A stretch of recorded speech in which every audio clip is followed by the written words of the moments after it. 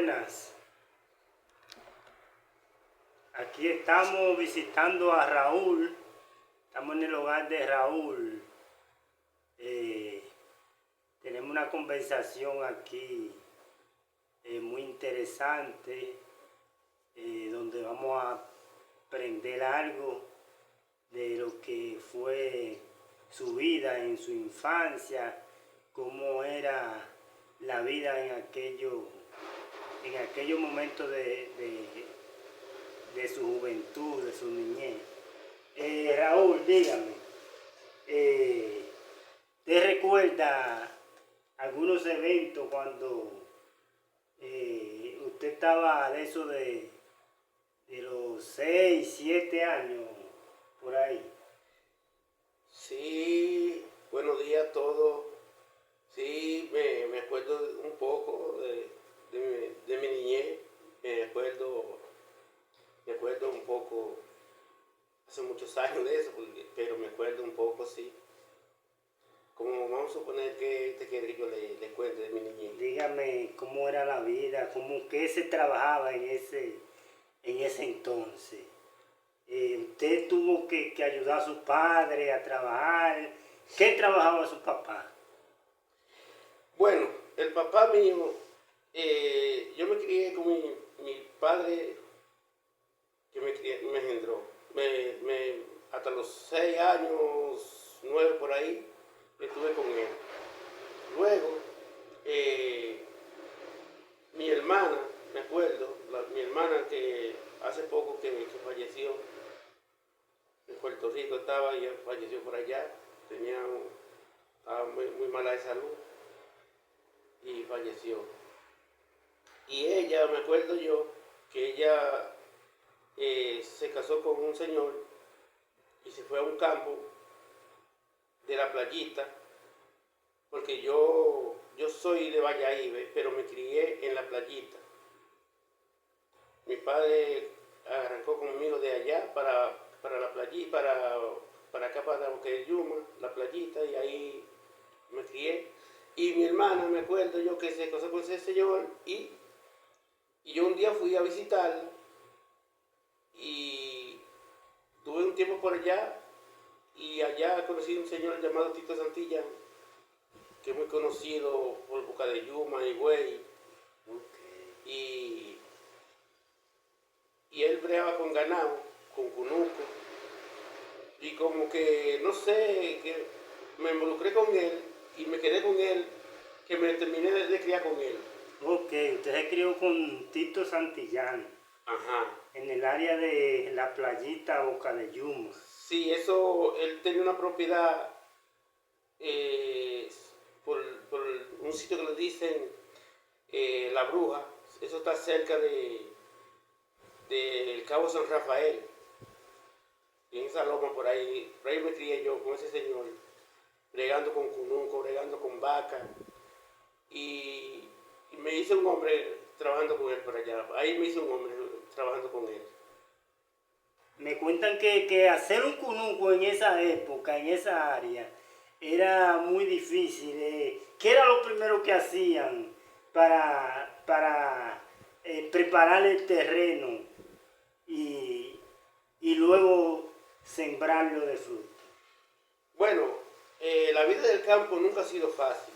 Nunca ha sido fácil la vida del campo. Para hacer un cunuco se lleva mucho tiempo, porque primero usted tiene que ir al terreno, porque eso es monte. En ese tiempo era montaña. Usted iba al terreno, usted se metía por entre la montaña, verificando donde más había tierra. Usted ahí marcaba, hacía una trocha alrededor donde usted iba a hacer cunuco. Y luego que marcaba el terreno, entonces tenía que venir a talar los ramos más. Hacer una talación que eso consistía en tumbar la mata más pequeña que estaban debajo de los árboles grandes. Me dicen que era así. Exactamente, así mismo. Usted comenzaba a tumbar todos los palos de machete, como le llamamos.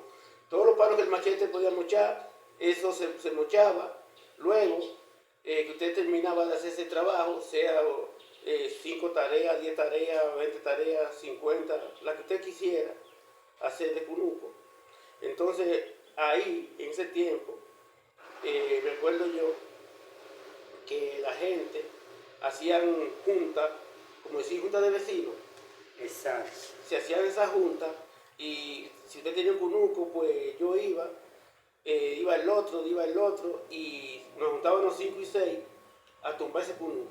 Es decir, que se ayudaban en conjunto y así se ahorraban tener que pagar días como en hoy día, que hay que pagar mano de obra. En esa época se intercambiaba la mano de obra. Exactamente. En ese tiempo, sí, así era que se hacía. Bueno, se anunciaba tal día, fulano va a tumbar, pues todo el mundo se preparaba y arrancaban para allá, para donde él. Luego de que se hacía esa tala, esa tumba, se esperaba que se secara, y después que se secaba, pues se le pegaba fuego, y después que se pegaba fuego, el que quería hacerlo carbón, pues entonces picaba la leña y le hacía carbón.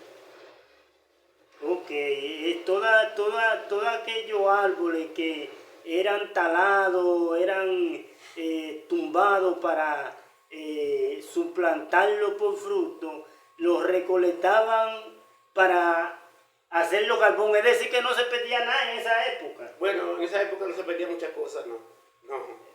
Porque en esa época la vida, que hoy le llamaban no de que crítica en aquel tiempo, pero en aquel tiempo y este tiempo, la vida de aquel tiempo, por un lado era mejor porque se vivía más sano. La gente era más sana en aquel tiempo. Más unido. Más unido. Okay. Había más unión. Okay. Pero hoy en día no. Hoy en día la vida está de una manera que no se entiende por la gente como somos. Porque hoy, si usted tiene, ya yo me siento incómodo porque usted tiene, pero en aquel tiempo, si usted no tenía, yo le daba la mano. Ok, ¿y qué se hacía con esos frutos? En esa área principalmente, ¿de qué manera ustedes lo negociaban? Si negociaban con esos frutos, ¿qué cantidad de beneficio les dejaba? ¿Cómo estaban las libras de los víveres, sea de la yuca, cuando ustedes la cosechaban, batata, maíz? Más o menos, explíquenos si usted tiene conocimiento, porque usted era un muchachón en esa época, pero con algún fin hacían esa siembra, fuera para vivir de eso, venderlo, producir dinero, o si había algún intercambio que no era por dinero. Me acuerdo que en ese tiempo, sí, el padrastro mío que me crió, y también me acuerdo otro señor que colindaba con el papá mío, se llamaba Boni Espinal en ese tiempo. Ellos, la siembra era por mucho, si era yuca, sembraban, porque esa gente no hacían cunuco de 5 y 6 tareas, esa gente hacía cunuco de 100, 150, 200 tareas de cunuco. Luego, el víver se cosechaba dentro de la hierba, porque ellos sembraban hierba porque ellos tenían ganado, y a ese cunuco le sacaban el fruto, y luego que le sacaban el fruto quedaba la hierba para el ganado, que solamente se le sacaba un solo cosecho. Y me acuerdo que en ese tiempo, en mi casa principalmente, habían diario 30, 15, 18, 20 personas trabajando, sembrando ñame, que sembrando yuca, que cosechando ñame. Había unas recuas de animales, en ese tiempo le llamaban recuas, de 15, 20 mulos, burros, que ese víver entonces se bajaba de esa loma para abajo, donde venía el vehículo a buscar ese víver, de ahí se lo llevaban a Higüey. A la ciudad de Higüey. A la ciudad de Higüey, sí. La provincia de Altagracia. Provincia de Altagracia. Que en la cual nosotros pertenecemos. Exactamente, exactamente. Entonces, de ahí, pero en ese tiempo, le estoy hablando que en ese tiempo no es como ahora, en ese tiempo el víver era en abundancia, todo era en abundancia, porque en ese tiempo llovía mucho. Eso era nosotros con ese fango, con esa repa de animales que se caía uno allí. Mire, eso era una lucha del caray en ese tiempo, pero así era que se vivía. Okay. Así era que se vivía en ese tiempo, sí. Entonces, lo que usted quiso decirme fue que en realidad el terreno era aprovechado para sembrar una primera vez. Luego, ese terreno lo preparaban para criar ganados. Exactamente, así mismo. Allá, el padrastro mío, principalmente, que allí era que yo estaba, hacía un cunuco. Y luego que hacía ese cunuco, que se sembraba sea de ñame, sea de yuca, entonces, debajo de que ya el fruto estaba grande, entonces ahí le sembraban la hierba, sea hierba de guinea. La hierba de guinea se regaba. La hierba se regaba, la de guinea. La semilla se regaba. Sí, la semilla se regaba. Y había una hierba llamada hierba estrella, que esa se da. Esa se da igual que como si fuera una. Me dicen que es un tipo de pangola. Un tipo de pangola. Exacto. Sí. Y esa la sembraban con pico. Agarraban un mazo, la doblaban, jollaban y metían ese mazo dentro. Esa la sembraban tilo como siembran el bejuco de batata. Exactamente, así mismo. Ok. Sí. Ese terreno donde ustedes elaboraban, ¿era un terreno, mucha tierra o era otra clase de terreno? Bueno, esa tierra era una clase de terreno que era peñón, como le llamamos. Peñón. Había muchas peñas. Mucha piedra. Eso era en joyeta. En joyeta que se sembraba la yuca, el ñame. Eso era en joyetica, como le llamamos. Donde aceptaba ver un chin de tierra, ahí sembraban el fruto. Un fruto. Exactamente. Usted habló de tarea, más o menos, una tarea, ¿cuántos metros son o pies son? Bueno, una tarea son, no tengo bien en mente, ¿no? Como 60 y pico como de metro. Sería de pie.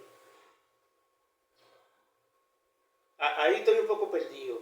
Ok, a los seguidores que están mirando por ahí, le vamos a dejar eso a cargo, el que tenga el conocimiento de que indique en los comentarios cuál es la medida exacta de una tarea, ya que a nosotros nos están viendo por ahí por los lados de Venezuela, Colombia, México, tenemos seguidores y yo sé que le interesaría saber qué es lo que es una tarea. Luego en los comentarios también nosotros le vamos a dejar cuánto mide una tarea, pero nos gustaría que sean ustedes los que pongan en el comentario cuánto es una tarea. Ya nos vamos a despedir, vamos a tenerle otro contenido otro día. Nos pueden seguir por el canal de YouTube, que se lo vamos a dejar por ahí por Facebook. Cuando compartamos por Facebook, le vamos a dejar el link de lo que es nuestro canal de YouTube para que usted nos siga. ¿Usted qué le puede decir a ese público en un saludo final? Bueno, yo al público presente le digo que sigan esa página y le vamos a tener más contenido respecto a lo que es el campo, a lo que es la pesca, luego viene una de las pescas, pero les solto que nos vamos a mantener dándole contenido diferente Ok. y que apoyen a ese canal. Ya ustedes saben, Raúl ahí está pidiendo de que se le dé like, que compartan el video y que con eso ustedes le están dando un apoyo, lo están motivando a que él siga hablando de estas historias que quizás algunas personas crean que no es interesante, pero nos traen enseñanza. Exactamente, así es. Así que le deseo lo mejor, que Dios me le bendiga a todos y sigan compartiendo y sigamos adelante, que Dios es grande y es poderoso. Tengamos fe en Dios y no nos apartemos de Él. Es todo y que pasen buen resto del día. Ya ustedes saben, se me cuidan por ahí.